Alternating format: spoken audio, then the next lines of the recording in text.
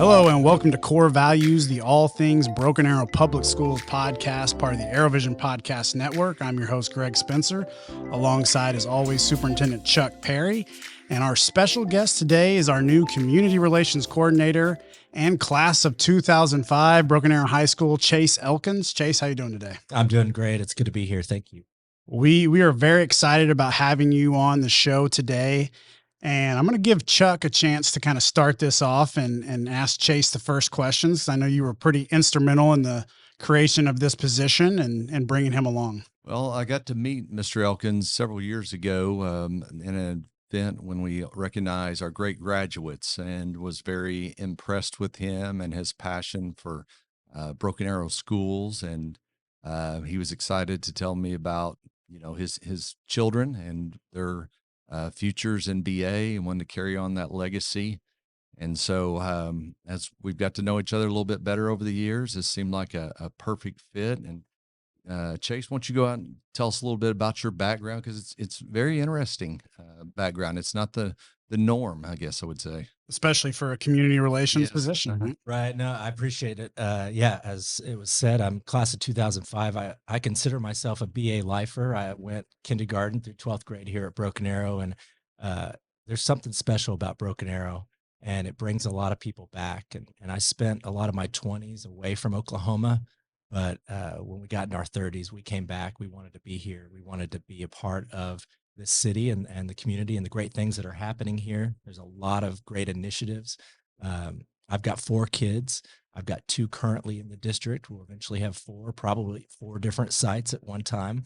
But this is home. So don't skip too far ahead for us. You talked a little bit about how you got back here, but tell us a little bit about, so where did you go after high school and kind of your background, which is in music? Yeah. So I immediately left Broken Arrow to go to Berklee College of Music in Boston, Massachusetts. I pursued film scoring, and I actually have the opportunity to continue writing music for film and TV. I do that currently in my spare time, which is becoming less and less. But I do write for some reality shows. Very cool. Yeah, I lived up in Boston for 4 years, endured those winters, and then I would always come back here for the hot summers. Yeah. So talk to us a little bit about kind of how you parlayed that before we were able to bring you back to Broken Arrow Public Schools here recently. You were at Riverfield Country Day School, correct? Yeah. Talk a little bit about that and kind of some of the things you started there. Yeah, when we came back to Oklahoma, the opportunity to teach at Riverfield came up, and it gave me a chance to get in the classroom and teach music to kids that were just, maybe they were interested in music and didn't have a whole big background in it, up to people who really wanted to pursue it as a career. And I got to mentor a lot of students, but we had 12 rock bands recently at Cain's Ballroom. How cool is that? Yeah, very cool. I got to witness that firsthand. This year I'd always heard, and we've been friends on Facebook for a while, and I saw you guys showcasing that, but getting to see that firsthand, it was like a Bruce Springsteen style concert. I think it went about 3.5, 4 hours, but there was a long set list. And from what ages were they? Like 10 to 18? Yeah, 6th grade. Yeah. 12. I mean, they blew me away for sure. And it was really cool for our kids to get to come and be a part of that and produce the multicam thing and whatnot. So very cool. And I think that's what's cool about you coming into this role too, is that you've have that teaching background. You've been in a school setting, and being able to transfer that may look a little different here at Broken Arrow, but I think there's some things that you'll appreciate better by being in that classroom with kids every day. I think so. I think as I'm talking to businesses in the community relations position, I understand the needs in the classroom. I understand what it's like to be a teacher, and I also understand the perspective as a parent. And I think that's helpful. Before we dive too deep into your new role, I also want to touch base on, give us a little bit about your background, how you got connected with the BA Buzz and how that came about. Our mayor, Deborah Wimpy, knows just about everybody in town. She's our biggest cheerleader for Broken Arrow. Yep. And she reached out, and I would send her things and little tips as I'm driving around town. Hey, this is being built. That's going on. What's happening here? And she just said, "Can I just make you an admin on the page?" That's how it started. But it grew into a site that we can really promote small businesses. and help our community grow. Yeah, I mean, I can remember, I moved here in 2014. You guys had a decent sized footprint then, but obviously you guys have grown and grown to really, if you're a citizen of Broken Arrow, it's a valuable Facebook page to follow because there's just so much great information there.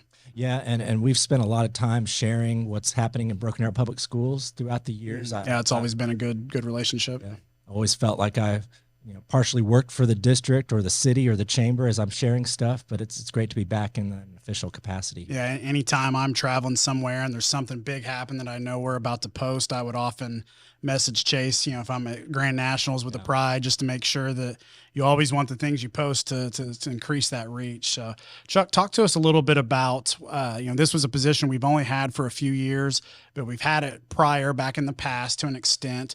What gave you this idea for this position, and kind of what do you hope to accomplish out as you see it grow? I think one of the unique things about BA is that small town community feel that we have, along with a booming community in both residential homes and also businesses, both retail and manufacturing, technology, a lot of different facets out there that make up BA now. And that's been exciting to see, as opposed, I graduated here in 87 and we were a true bedroom community at that time where you just lived in BA so you could go work in Tulsa for the most part. Or do your shopping in Tulsa. Exactly. Yeah. And so as we've grown as a city, and I think it's very important that the school district and the community and the private businesses are out there, that we have a good relation, because we're all working for the same thing, and that's to have a great community to live in, to work in, to play in, to just be a positive place to raise a family, a positive place to live and start a career. And so as we talk more about it, we need somebody out there, boots on the ground, really connecting. And, everybody thinks that I shouldn't say everybody, but there's a lot of people think that we're out there just trying to get money from businesses, donations, and it's really bigger than that. We want just more connection with Broken Arrow Public Schools, and we feel like our students are going to benefit that, and then in time will benefit the community. So tell us what you haven't been in this role a super long time, but you enough to get your feet wet. What's a typical day look like, or what's some of your objectives you're trying to accomplish as you get started here? Yeah. So we have our big initiatives that we like to plan for, but a lot of it's just coming across my desk, each day with requests from needs around our community. In fact, I was able to, get a business to partner with a school to supply, school supplies. Their closet was empty, and we were in February, and they still had to finish out the school year. So we were able to help them with that. I think that's a huge way that businesses can help is help our teachers, help our students. That's a tangible way they can help. So let's dive into some aspects of your role. One of the key things that you're going to be working on is the Engage BA program. Talk to me a little bit about that. Obviously, it encompasses a number of things, but what is your role with that going to be? So I look at Engage BA as the hub of how to get involved with partnering with Broken Arrow Public Schools. You have your business partners, and we talked a little bit about that. You have your individuals who might want to partner. And when I think of individuals, I think of our PTAs, people coming into our schools. We had Read Across America last week, and getting people to come in and read to our classrooms is crucial. And then we have our nonprofits. When we can get our nonprofits involved, we can supply students to help with initiatives that they have, but also they can often help us with grants and other things. And the Engage BA campaign, if somebody were to want to get connected in that, what would that take for them to get involved? Does that take a certain donation amount? Does that take volunteering so many hours per year, or how does that work? We will take anything and everything. No donation is too big, too small. In fact, I had a donation last week of 12 books that'll go throughout our district. And to me, that's just an example of an individual who came to say, hey, I've got these books. These are brand new books that I want to put in the classroom. That's awesome. Talk a little bit about, I know even before you took this role, you you went to a lot of Broken Arrow events. Um, Talk about some of those things and how, as a community, the school district, the city, and the chamber, how we're all tied together. And as you go to those events, the connections you make. Yeah, that's one of the things that makes Broken Arrow unique in our community is we do have that partnership. It's often called the three-legged stool, and you have the city, the chamber, and the schools working together because we have a common goal. We love Broken Arrow, and we want the best for Broken Arrow, and our schools are strong. If we don't have strong schools, people don't move here. If we don't have public safety, people don't move here. And so I'm really amazed when I go to community events, seeing just the partnerships that are out there. The community really steps up. Anytime we have an event on Main Street, it's neat to see our police, our fire, our chamber, our schools all there. Yeah, and that's been something since I've been here in 2014. It's always been really easy to reach out to people, whether we wanted Mayor Wimpy in a video, or if we wanted Michael Spurgeon or somebody from the fire department. They've appeared in a lot of our back to school videos and things like that. So there's always been a good relationship there. Let's jump forward next to talk a little bit about Project Pathways. That's been a big district initiative over the last few years. Talk about your role with Project Pathways. Yeah, I just left a meeting a few minutes ago talking about how we can grow that. We have businesses that partner to take on internships. What I love about it is when I was in high school, you went to school, and when you graduated, you were expected to go to college. And right now we have students that leave our campus and go intern at companies to see, hey, is this really what I want to do? I'm interested in this, and they get to get their feet wet. And that's a huge way we can get businesses to partner with us, is take on interns and allow students to get that hands-on experience. And what I love about it is those students that are doing the internships, it's not like they're going and sitting at a front desk answering phones. They're really trying to walk through and shadow and look for some mentorship on a career path. We've really tried to be intentional about not just handing somebody a diploma after 12 years and saying good luck, Yeah. but really trying to prepare them for the next step. The world has changed, and as you said, it used to be a college degree was the main pathway for certain careers and the most profitable or demanding careers, but that has changed all as recently as the last couple of years, and there's so many paths and routes to take to get to that place that produces a citizen that is going to be a great addition to the community. And we want to, I guess, expose all of our students to that.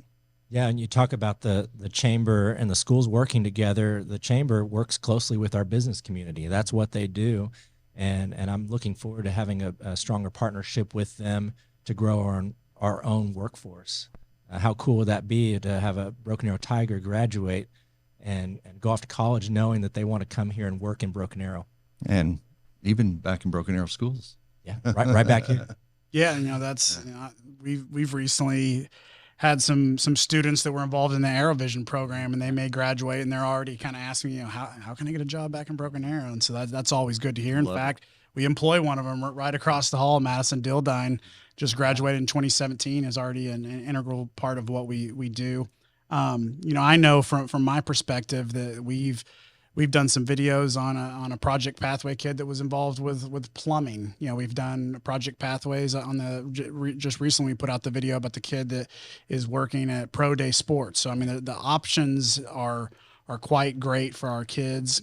Beyond and our BA Restored is a company too that we've got somebody working with. So we're really excited about what the future holds with those. And Christian Flowers and her team do a great job here at the high school with promoting that program. We've been talking about the high school level, but tell me a little bit about the elementaries and middle school community involvement and things like that people can get into. Yeah, so I touched a little bit on PTAs and then Read Across America, reading in our classrooms. I think there's something to be said when families are present in our schools. And Broken Arrow Public Schools has done a really good job making that a priority. As a parent, I appreciate that. because every time I walk in the school, the principal lights up. We got volunteers. People are here. They love being here. Yeah. Whether I'm just there dropping a kid off or I'm there to eat lunch with my child. One thing I got to do at my kids' school was take part of Tiger Dads. And that's a program. I don't know if all of our schools have this, but if they don't, they should. It was a mentor program. I spent the entire day at the school, and I literally just walked the halls, walked into classrooms, gave kids, high fives, handshake, fist bump, hugs. Just was present for these kids, and I think that says a lot. Yeah, I know Creekwood does something similar over there with that. We've talked about doing a video on it.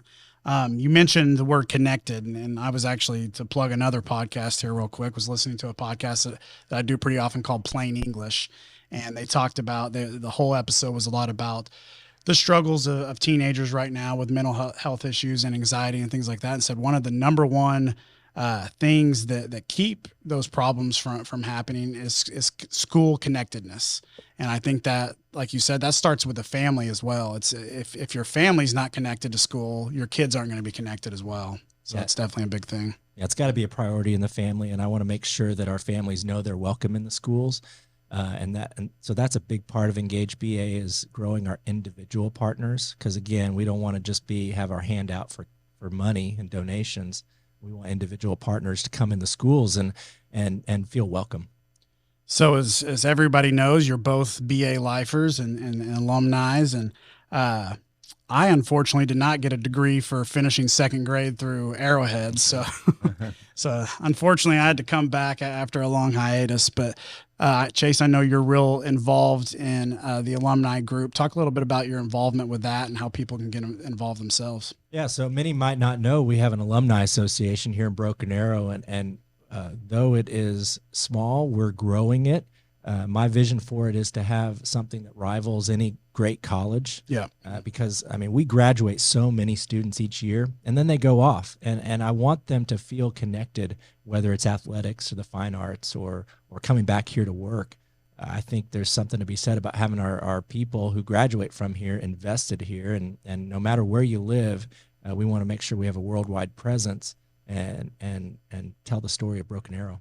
Well, I'm an OU grad, but I'm always kind of envious of the OSU grads, how often you see the posse stickers and the alumni. It seems like that's a bigger deal to OSU people, but I'd love to see us come up with some kind of sticker for BA grads or something. That'd be a really cool idea for sure. Yeah, and it starts small. We're having little events here and there to get people. There was excited. a great turnout for the basketball chili cook-off that you guys had. I guess it wasn't a chili cook-off, but it was a chili dinner. Yeah, little things like that. Any way we can get people to come and then also support our athletics and our fine arts and the extracurriculars that we have. I think we've got a lot, and we've got a lot of great ones. Yeah, we've got a lot of options. So, we're starting small, but we're ramping that up pretty quick. What is there anything that we've missed so far? Any questions or topics that are really involved right now that we have not discussed? Not to put you on the spot there. I just can't understate the power of just being in a place where you feel welcomed. And Broken Arrow has that, not just for me as an employee, but as a parent. I'm excited to have my kids here. We could have lived anywhere. We moved back. My wife was encouraging me to look in Owasso, and I quickly shot that down. We love my friends up in Owasso. My in-laws live up there, and but we chose Broken Arrow because of the schools and because of the city. You probably told me this, but I thought the whole time it was Berkeley. I thought it was Berkeley, California. So I didn't know you were up in Boston. Yeah, because University of California is in Berkeley, but Berkeley College of Music spelled with 2 E's, correct? 2 E's, yeah. It's very, very prestigious school as well, yeah. Yeah, it was neat to go to school up there, and it's a neat city for sure. All right. Before we wrap things up, though, I always got to bring our first-time guests and some get-to-know-you type questions, and we have gotten to do that a little bit. But since you're a music guy, we'll start things off with if you could see – actually, let's do it. Let's do it this way. Desert Island. Let's do the Desert Island motif questions. Okay. Who is your Desert Island music artist? If you're stuck on a desert island and you get the catalog of one artist to listen to for the rest of your life, who would it be? it depends on the style. I will say for songwriting, I mean, Nope, you only get one. yeah, John Lennon and the Beatles for sure just evoke so much into our musical culture.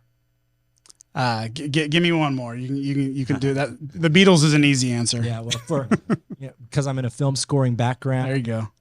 I absolutely just love the inspiration of Hans Zimmer. Yeah, what he's brought to film. All right, let's see. Let's stick to the desert island theme. What if you could only watch the movie catalog of one actor the rest of your life? Who would it be? Oh boy, that's a tough one. A podcast I was actually listening to the other day, they were battling it out between Tom Cruise and Tom Hanks and trying to decide who had the better. That's a tough question. IMDb that is page. a tough question. I'll go to a filmmaker, Martin Scorsese.